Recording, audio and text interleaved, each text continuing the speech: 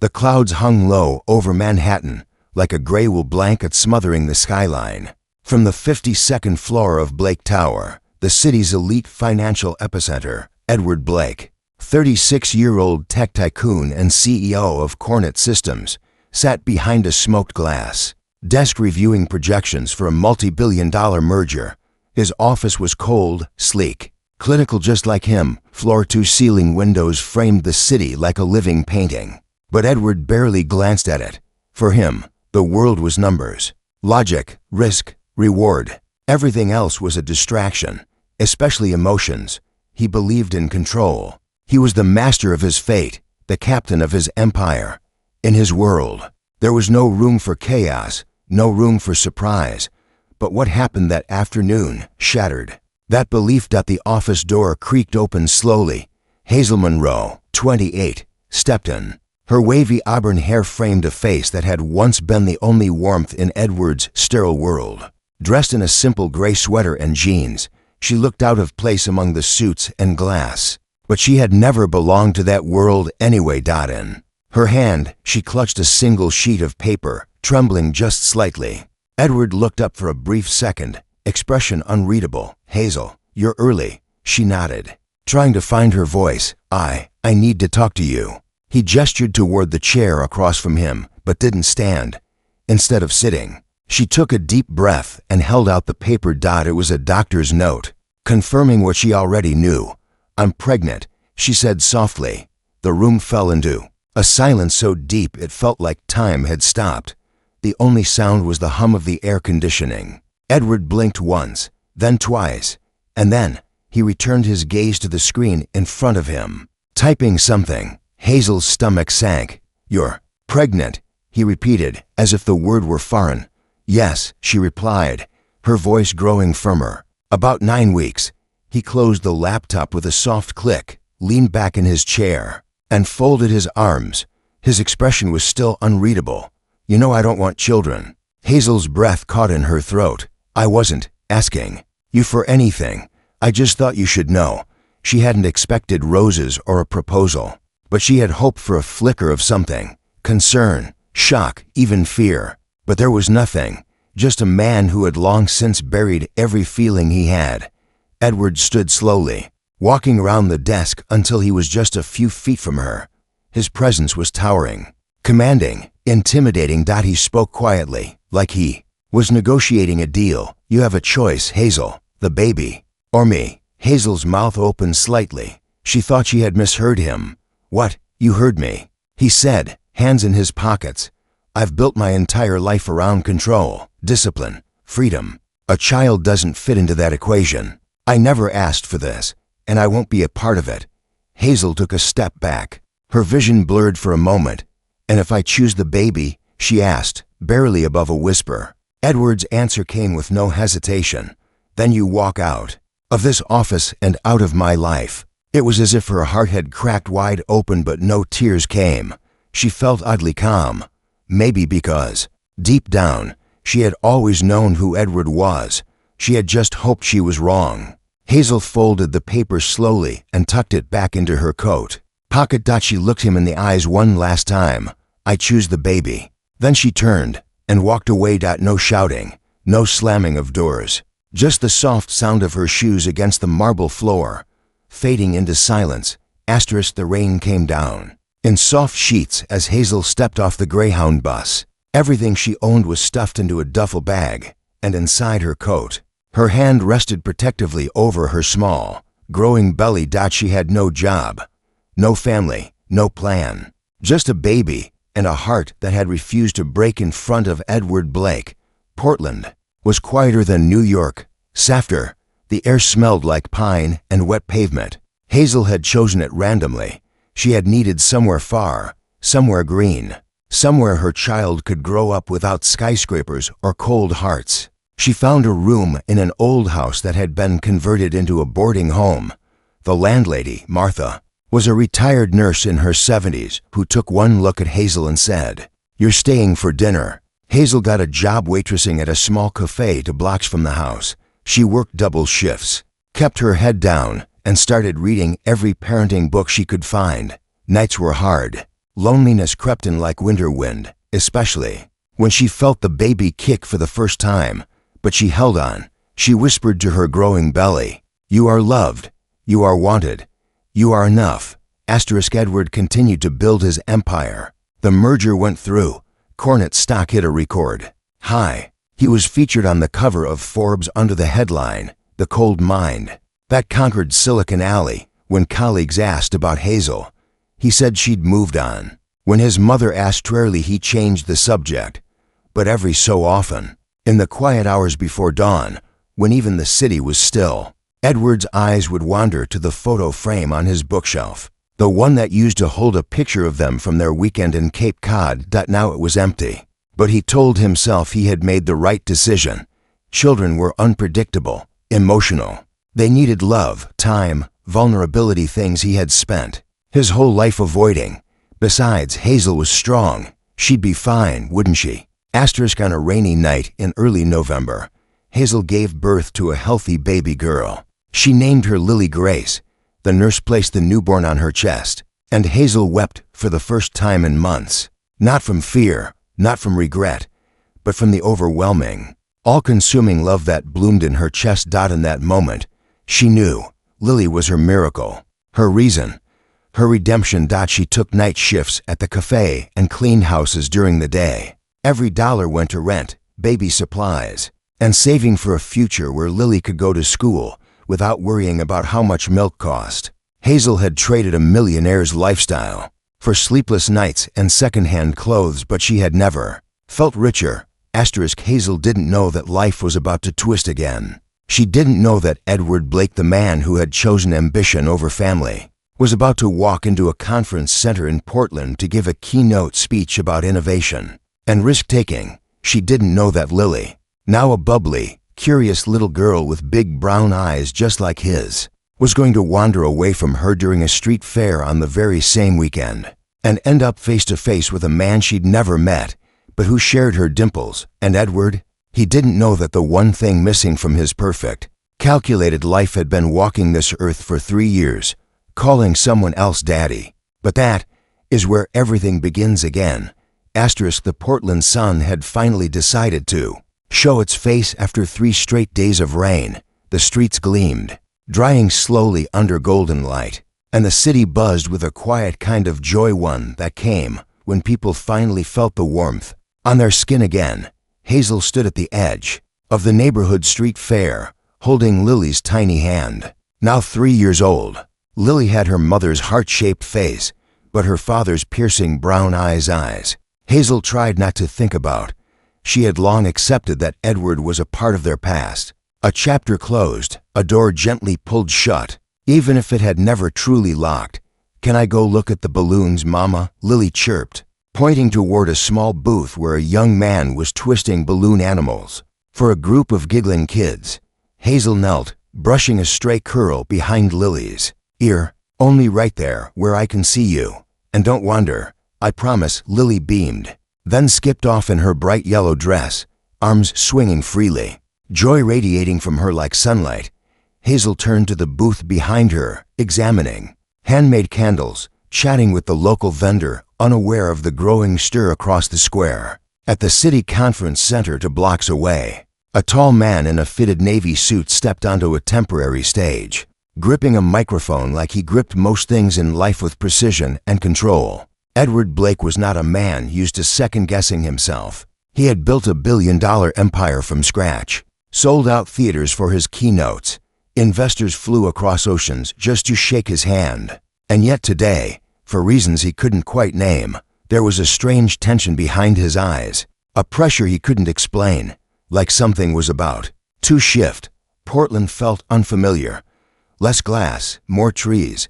Less pace, more peace. He had almost declined the speaking invitation, but something he couldn't say what had told him to accept. As he finished his speech and stepped down from the stage, a few fans followed, requesting quick selfies. He offered polite nods, robotic smiles, always the image of composure. But the moment that undid everything wasn't planned. It happened just 10 minutes later as Edward exited the building and turned the corner onto a quieter street lined with pop-up stalls and music. His assistant trailed behind, talking logistics about his return flight. And then he saw her. Not Hazel, a child, a little girl standing at the edge of a lemonade stand, carefully choosing which sticker to put on her cup. Her yellow dress fluttered slightly in the breeze. Her curls caught the sunlight. But it was her eyes, their eyes, that stopped him cold. It felt like the world tilted. He stared. Frozen, the assistant kept talking. "Sir, your ride will be here in 5. Edward didn't respond.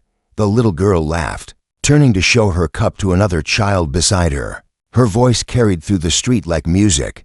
"Mama says yellow's the happiest color." He took a step forward, barely breathing. His heart, usually a metronome of calm, thudded in his chest, fast, unsteady. She turned toward him for just a second. 3 seconds. That's all it took. 3 seconds for Edward Blake's entire foundation to shake.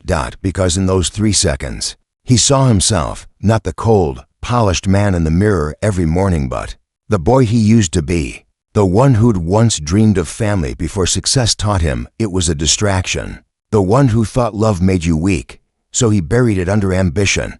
But now, in the eyes of a child who didn't even know who he was, that belief crumbled. He didn't notice Hazel at first. Not until she rushed forward, alarmed. "Lily, stay. Close, baby. I told you not to." And then their eyes met. Her breath caught. His did. Time stilled. Hazel froze as she registered, who stood only a few feet away, staring not at her but at Lily. Edward looked like he'd seen a ghost who smiled with dimples and asked for lemon stickers. Hazel's instinct kicked in fast. She gently took Lily's hand, whispering something into her ear. Lily obeyed, skipping away toward the next booth, unaware of the storm brewing. Edward took a shaky step forward. Hazel, she didn't speak. She just looked at him, calm but guarded. "It's her," he whispered, voice barely audible. "Isn't it?" She didn't answer, didn't need to. He already knew. Hazel crossed her arms, voice steady but quiet. "It's been 3 years." He nodded slowly, eyes still on where Lily had wandered off to. "She's mine." Hazel exhaled. Not angry, just tired. "You gave me a choice. I made it." There was no accusation in her tone, no drama, just truth. Edward swallowed hard. "I thought I was doing the right thing." She raised an eyebrow, voice soft but firm. "For who?" He had no answer. Hazel glanced toward Lily again. "She doesn't know you. I haven't told her. You made it clear back then that you didn't want a child. I respected that." Edward's throat tightened. "I didn't know what I was saying. I thought I had to choose success." "I thought you thought wrong." Hazel cut in gently, not out of cruelty, but clarity. Edward stood still, drowning in the weight of what he'd lost. His mind tried to calculate, tried to make sense of it all like a spreadsheet or a merger. But there was no formula for this. No logic for love. Just a little girl who smiled like him and didn't even know his name. He cleared his throat. Can I talk to her?" Hazel looked at him for a long moment. Her heart was pounding, but she kept her expression unreadable just like he used to. "She's not a meeting, Edward. She's a person, a small one, with a big heart. And you don't just walk back into her life because you're curious." He lowered his head. "I know." Hazel could see something in his face she hadn't seen in years. Not power, not pride, but remorse. For the first time, Edward Blake looked small, human. She took a breath. "I'm not saying never, but if you want to meet her, you'll need to show me you've changed." "I will," he said immediately, desperate. "I want to." Then start by listening, not controlling, not planning, just showing up. He nodded again, slower this time. Hazel looked over to where Lily had now joined a group of kids drawing with chalk on the sidewalk. She was laughing, her cheeks glowing pink, her hands covered in yellow dust. "She likes stories," Hazel added, softly. "Real ones, from the heart." "I have a few," Edward whispered. Hazel turned back to him. Her voice was gentle, but held the weight of every day she had raised that child alone. "Then come back tomorrow, not in a suit, not with a speech. Just as a man who wants to know the little girl he walked away from." And with that, she walked away. Not out of anger, not out of pain. But with quiet strength. Edward stood rooted to the spot as the sun dipped lower, and the shadows grew longer. He had spent 3 years building an empire, but it took only 3 minutes to realize it meant nothing without someone to come home to, and for the first time, he wanted to come home, even if he had no idea how. He watched the small figure of Hazel walking hand in hand with Lily, the girl with the same eyes he saw in the mirror, and for the first time in his life, Edward Blake was ready to learn what love really meant. The next morning, the sky over Portland was painted with soft shades of peach and lavender, the kind of morning that made the world feel like it was offering a second chance.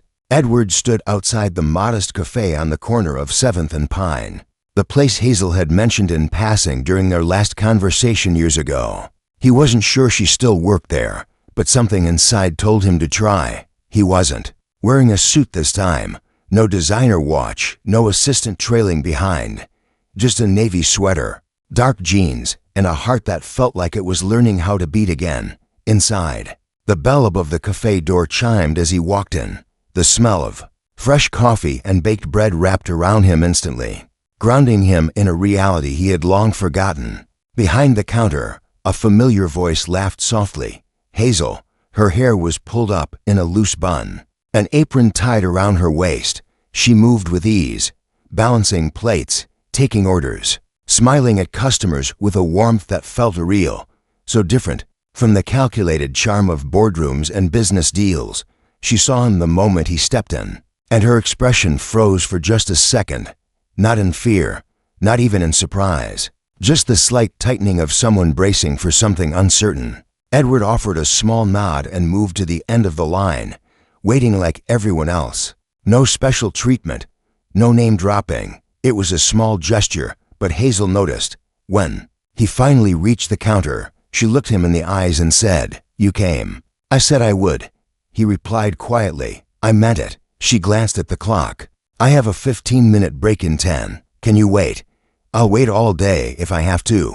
Hazel didn't smile, but something in her eyes softened.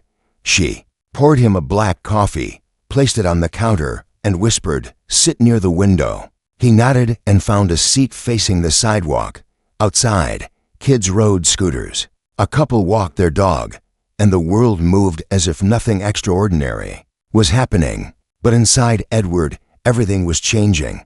10 minutes later, Hazel sat across from him, her hands wrapped around a mug of tea. For a moment, they just sat in silence, the years between them folding in like waves. "I thought about what you said yesterday," she began, "about wanting to get to know her." "I meant every word," Edward said gently. "I didn't know what I was doing back then, Hazel. I thought walking away was strength. I thought choosing ambition made me powerful. But I was just afraid." She looked at him, surprised by his honesty. "I was afraid of being vulnerable," he continued. "Afraid of doing something I didn't know how to do. Children don't come with blueprints. You can't run forecasts on love." Hazel's voice was quiet. "You were scared, so you made me carry it all alone." "I know," he said, his voice cracking just slightly. "And I'll regret that for the rest of my life. But I'm here now, and I don't want to miss another day." Hazel studied him for a long time. "She's curious," she finally said. "Last night, she asked me who the man was at the fair. She said he looked like the pictures she draws." Edward's heart jumped. "She draws me. She draws someone." Hazel said, "A man with brown eyes, always standing in the background, never next to her. I used to think it was her imaginary friend. Now I wonder if it was something deeper." Edward blinked, trying to keep emotion from clouding his voice. "Would it be okay if I wrote her a letter? Just something simple, for her, not about the past, just something kind." Hazel looked down at her tea. "You can give it to me, and I'll read it to her. If she wants to respond, she can."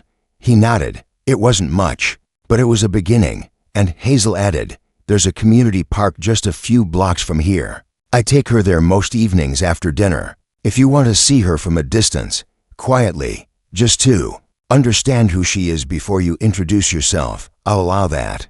Edward felt a lump rise in his throat. "Thank you." That evening, he sat in his hotel room, staring at the blank page in front of him. Writing board reports had always come naturally. He could summarize a year's worth of earnings in 10 bullet points. But this This was different. Dear Lily, you don't know me yet, but I know you. I saw you laughing yesterday, and it was the most beautiful sound I've ever heard. You don't know my name, and that's okay. For now, just know this: there's someone in the world who thinks you are a miracle, and he's learning how to be someone worthy of knowing you. With love, a friend folded the note, placed it in an envelope, and brought it to the cafe the next morning. Hazel took it without a word, but gave a small nod of acknowledgement. That evening, from across the park, Edward watched Lily play. She was radiant, confident, imaginative. She helped a younger boy tie his shoe. She climbed the slide the wrong way just to make her friends laugh. She picked dandelions and gave one to a stranger sitting alone on a bench. She was everything he had once believed he didn't need, and suddenly, he realized he hadn't just walked away from Hazel. He had walked away from joy. From color, from connection. Every evening, he returned to that park. Sometimes Lily would glance in his direction and wave at nothing in particular. Hazel never pointed him out, never explained who he was, but she didn't stop him from coming.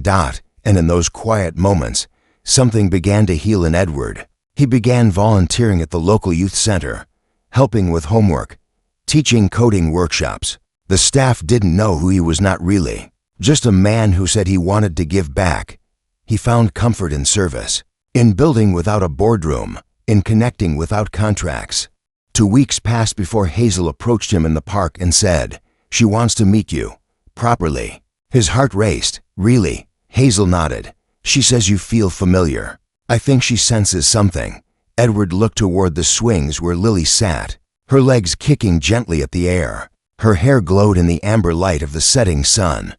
"What do I say?" he whispered. Hazel smiled, small, uncertain, but real. "Start with hello, and follow her lead." Edward took a breath, stepped forward, and with each step, he left behind the man he used to be, the man who had chosen himself, and moved closer to the man who would spend the rest of his life making sure she never felt abandoned again.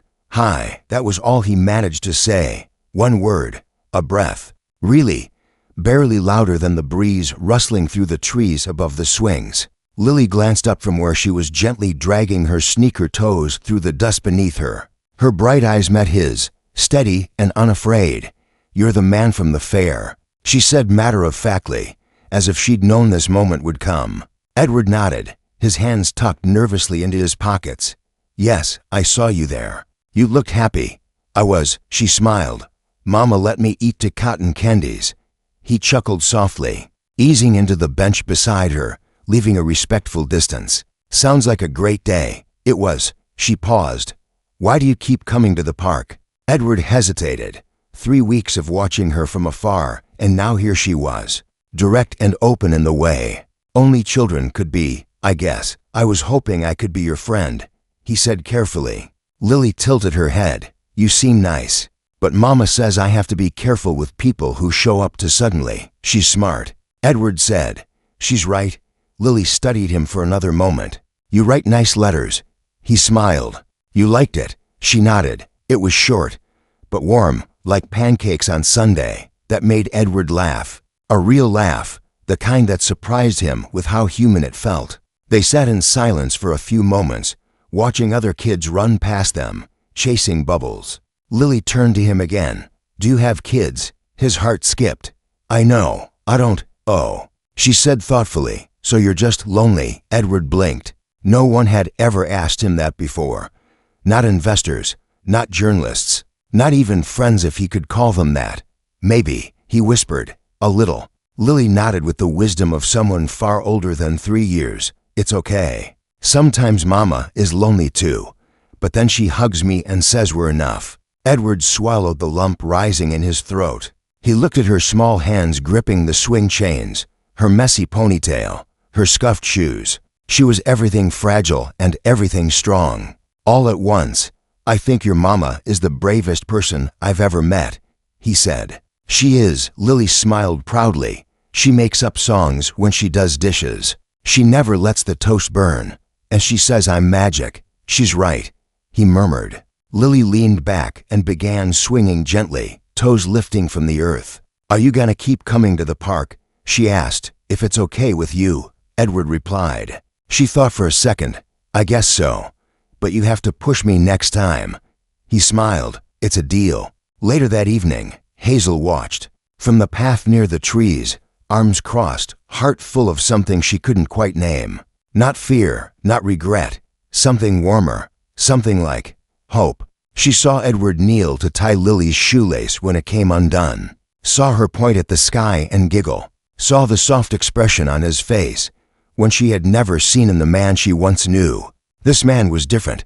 He wasn't rushing. He wasn't demanding. He was just their present. The next few weeks unfolded gently.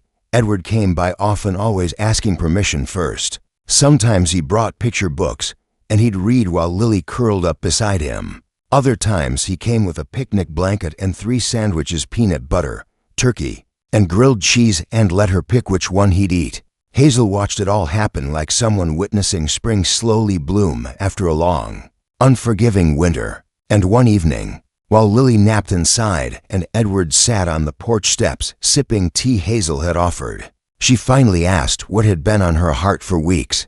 "What changed you?" He was quiet for a long time. Then he set the cup down. The silence. She looked at him. "After you left, everything got quieter. Not peaceful, just hollow.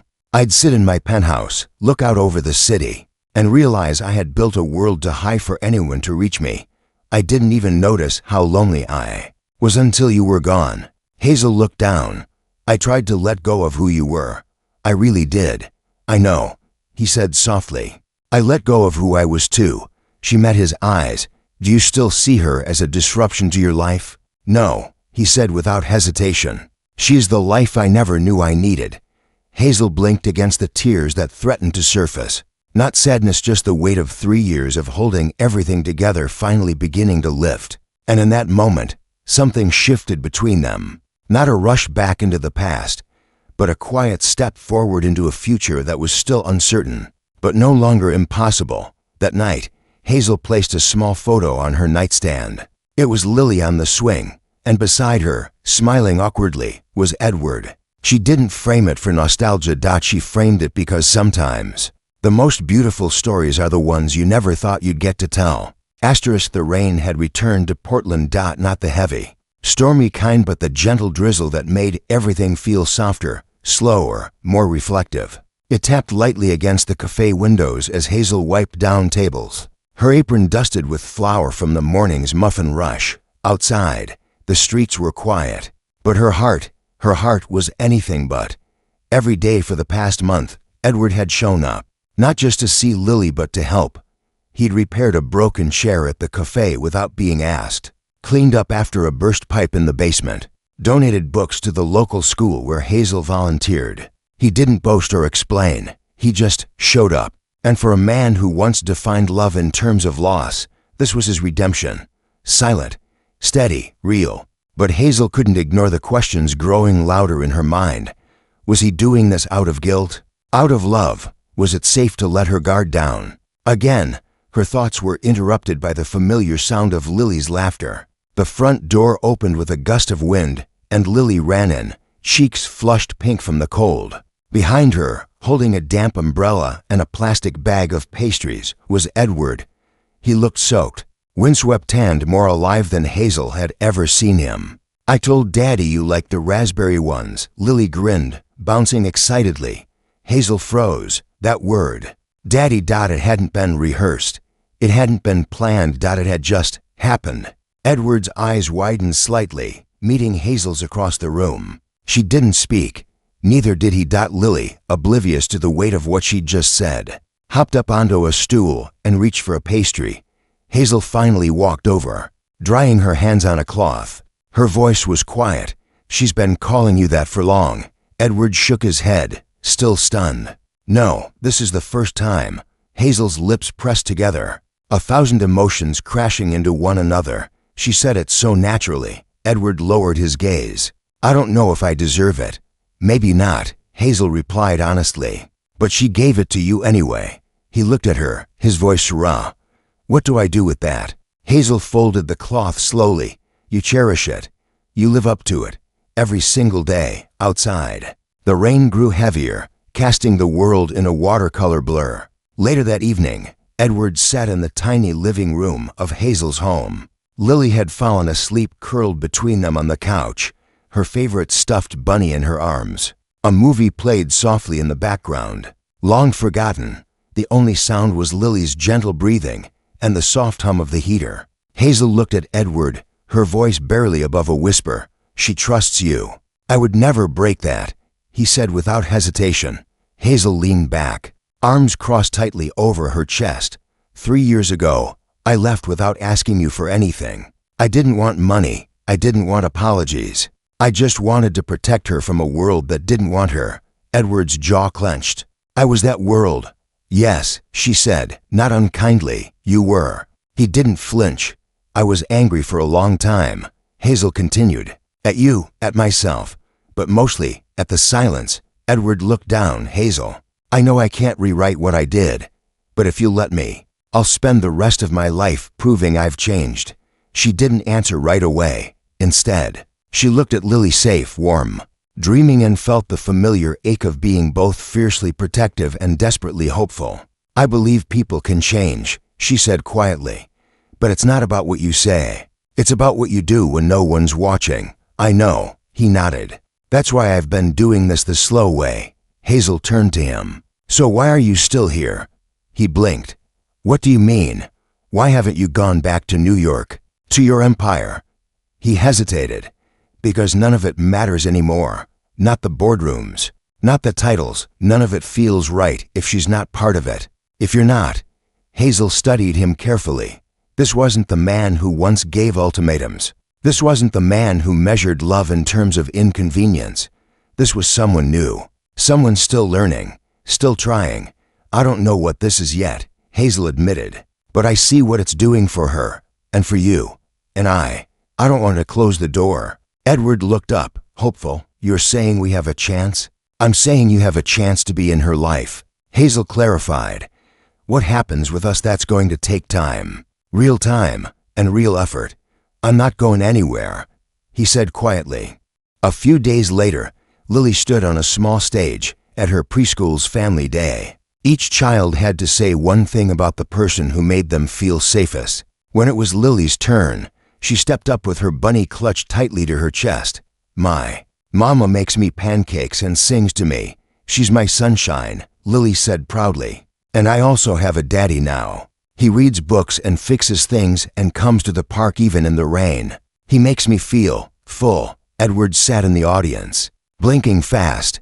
Hazel, beside him, reached out just barely and let her fingers rest on his hand. It wasn't a promise. Not yet, but it was the beginning of something that didn't need words. Because healing doesn't always come with fireworks. Sometimes it comes with quiet forgiveness. With soft starts, and with a little girl who looked into a crowded room and called him daddy. Not because she was told to, but because she felt it.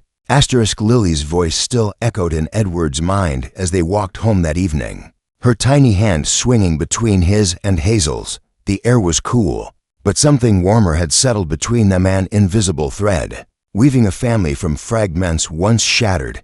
Hazel hadn't said much since the preschool event, but Edward could feel the shift. Not forgiveness, not yet, but possibility. That night, after Lily fell asleep curled up between her two favorite people, Hazel stood in the kitchen sipping tea while Edward leaned against the doorframe. "She really sees you now," Hazel said, her voice gentle, like the night itself. "I'm starting to see me, too," Edward replied honestly. "Not the man I was, the one I'm trying to become." Hazel looked at him over her cup. "What made you stay, Edward? Why didn't you just walk away like before?" He exhaled slowly, eyes searching the floor before meeting hers. "Because the day I saw Lily for the first time, everything shifted. I thought success was power, control, winning. But the moment she looked at me and smiled without even knowing who I was, I realized I'd been poor in all the ways that mattered." Hazel's eyes softened, but she didn't speak. "I thought love made you weak," he continued.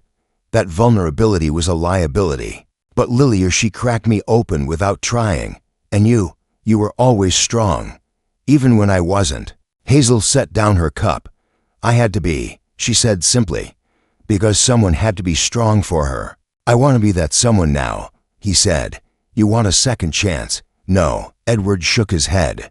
I want the first chance I never took. Silence filled the room again, but this time it wasn't heavy. It was sacred. Weeks passed, then months. Edward didn't just stay, he built a life, a quiet one, a purposeful one. He learned how to braid Lily's hair, how to pack her favorite lunch, how to calm her nightmares. He walked her to school, showed up at dance recitals, painted the cafe's back wall without being asked. He began investing in the town, not just with money, but with presence, time, listening. His life in New York became a story he barely recognized anymore. One snowy evening, as Christmas lights twinkled across the cafe windows, Hazel pulled out a box she'd kept, buried deep in her closet. Inside were photos, ultrasounds, baby pictures, a tiny hospital bracelet, and a letter she'd once written but never sent. She handed it to Edward. He opened it slowly, reading the words she'd written 3 years ago on a night. Lily wouldn't stop crying, and Hazel had felt like the loneliest person in the world. It read, I don't hate you. I don't even blame you.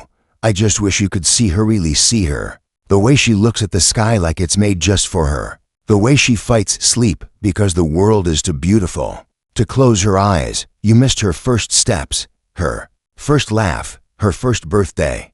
But I hope, someday, you'll understand what it means to be someone's world. Because that's what she is to me. Edward folded the letter carefully, his hands trembling. I do understand, he whispered. Hazel sat beside him, her voice steady but emotional. She deserves everything. I know, he said. And so do you. Hazel looked at him, really. Looked at him for the first time, not as the man who left, but the one who stayed. You've changed. I had to, he replied. For her, for you, for myself. Spring came, and Lily turned 4. The party was small, just a few kids from her school, cupcakes Hazel made, and streamers across the fence in the backyard. As they gathered to sing, Lily stood on a little picnic table, beaming. I made a wish, she announced proudly, cheeks dusted with pink frosting. What did you wish for? One of the kids asked. I can't say, Lily grinned, or it won't come true. But she glanced at Hazel and Edward, and in that look, they saw it all. The wish wasn't for toys or cake. It was for a family. And that night, as Lily slept, Hazel sat beside Edward on the back porch under a blanket of stars. I don't know what the future holds, she said, but I know she loves you, and I love her, Edward said, with everything I have. Hazel looked at him. And me? She asked softly. Edward took her hand. With everything I lost, I realized something. She waited. You were never the one who left. I was, even when I was standing right there. But I'm here now, and I want to stay. Hazel's eyes shimmered. I believe you, she whispered. And for the first time in a very long time, there was nothing between them but truth. Real, whole, unspoken. A mother who chose strength, a man who chose change, and a little girl who unknowingly stitched their broken hearts back together. Not a perfect story, but a beautiful one.